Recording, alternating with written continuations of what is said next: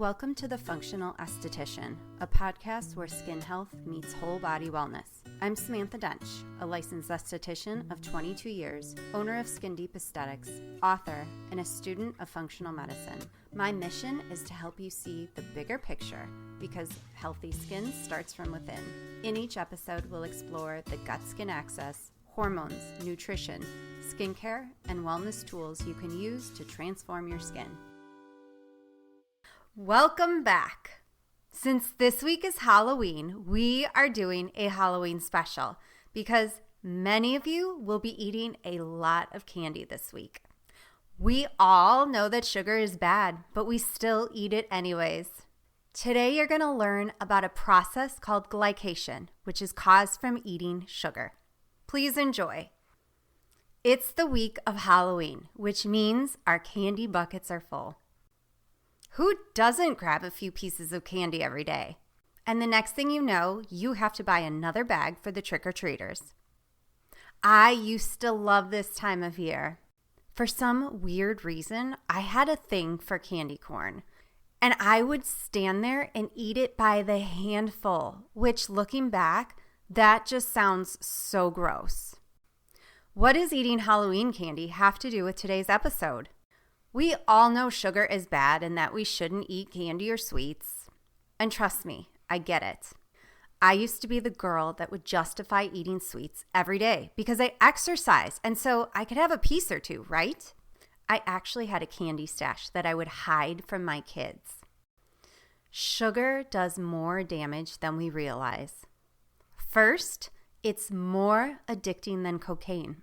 Secondly, sugar causes a process in our body called glycation.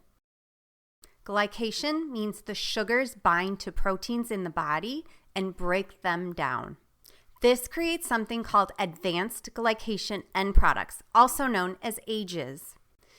When I say sugar, it's not just from candy. Sugar also comes in the form of fruit, and yes, even carbs are converted into sugar in the body. The problem is most of us don't eat enough protein. And if you're eating a high carb or high sugar diet, you're depleting your body of essential amino acids. Amino acids are the building blocks of our cells. So eating protein is crucial for the health of our body and our cells. Why is glycation so bad? Glycation speeds up aging and causes serious health disease, such as diabetes, Alzheimer's, and cardiovascular disease. Before you freak out completely, I also want to assure you that glycation is a natural part of the aging process. However, if you're eating sugary or processed foods, you're speeding up the glycation process. And you can actually see glycation in your skin. Other than acne, one of the most common skin conditions we see is premature wrinkles. And here's how glycation shows up in the skin. If you're in your 20s or early 30s and see fine lines. If you're older and you see crepey or cross-hatched wrinkle patterns. Your skin has a yellowish or dull-looking tone to it. Your pores become enlarged and your skin begins to take on a rough textured look. Think of orange peel skin. In the body, glycation affects our tissues and organs. It leads to oxidative stress and inflammation. Until you actually hear it and understand what sugar does, you don't realize how addicted to sugar you really are. The worst part is sugar is hidden in a lot of our food. You need to start reading labels. Let's shift gears and talk about prevention. The goal is to prevent future damage. Eliminate foods that cause glycation, such as processed or prepackaged foods, carbs, and sugar. This will reduce your chance of illness or accelerated aging. Increase your protein intake. Adopt a diet such as Keto, Mediterranean, or Carnivore. These diets focus on eating high protein and fat. Last week, I talked about how eating red meat and mixing it with carbs and sugar is bad.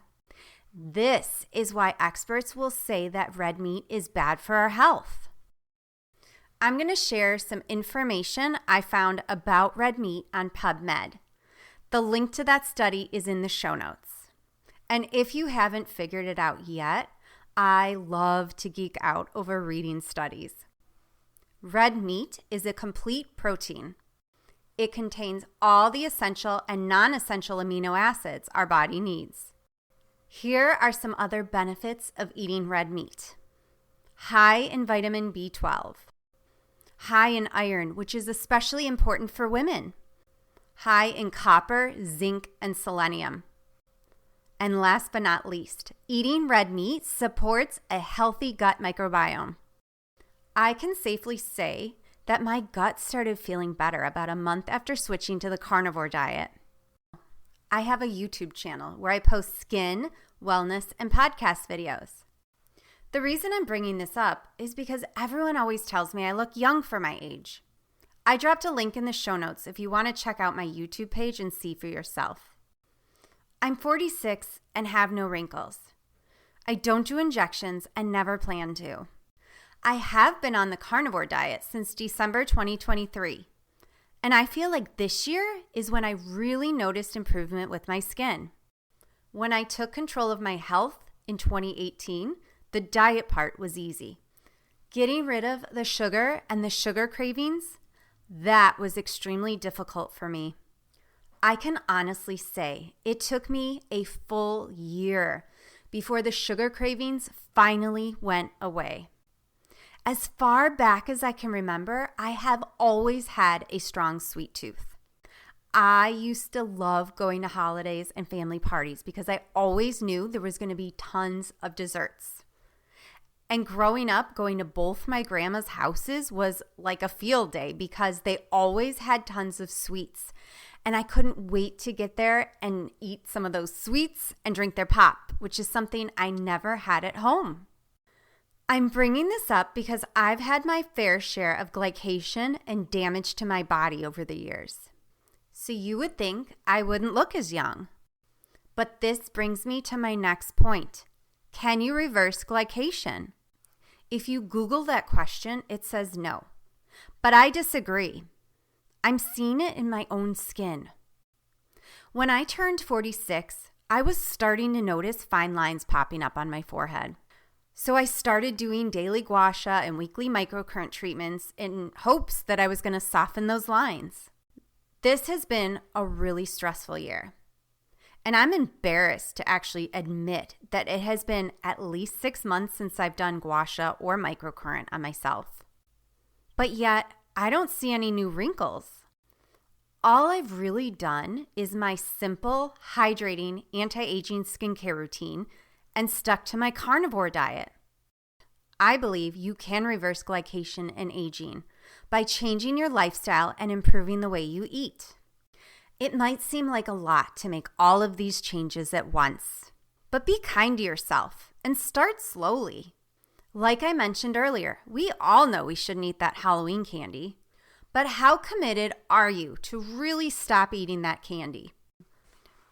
I can't tell you how many times I yo-yoed with the way I ate over the years and struggled with the sugar addiction. It wasn't because I didn't know any better. It was because I wasn't ready to fully commit. When I finally started eating keto, I was sick and tired of feeling bloated, exhausted, and dealing with acne. So when I made the switch, I was ready. And you will only be successful with getting rid of sugar when you're ready to. I'd like to end today's episode with one small step you can start taking today. Start by increasing your protein intake and think twice before eating that piece of Halloween candy. Doing these steps will help minimize the effects of glycation. Be kind to yourself. Just the fact that you're aware and you're conscious of your decisions means you're on the path to healing. We are all on this journey together, and I am here to help support you.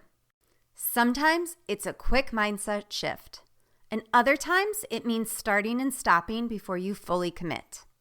The good news is there's no wrong or right way. You just have to do what feels right for you. Thank you for listening. Today we talked about glycation, what glycation is, how to prevent and reverse it. Please head over to our social media page and share one thing you learned about yourself today. Be sure to tune in next Tuesday for episode 6. We are digging into women's hormones. And always remember, you deserve to love the skin you're in. As estheticians, we have such a unique opportunity to not only care for the skin on the surface, but to guide our clients towards deeper wellness. If this episode gave you something to think about, share it with me on Instagram @SkinDeepIL. I look forward to connecting with you there. And if you enjoyed this conversation, subscribing and reviewing the podcast helps others find these conversations too. And always remember, you deserve to love the skin you're in.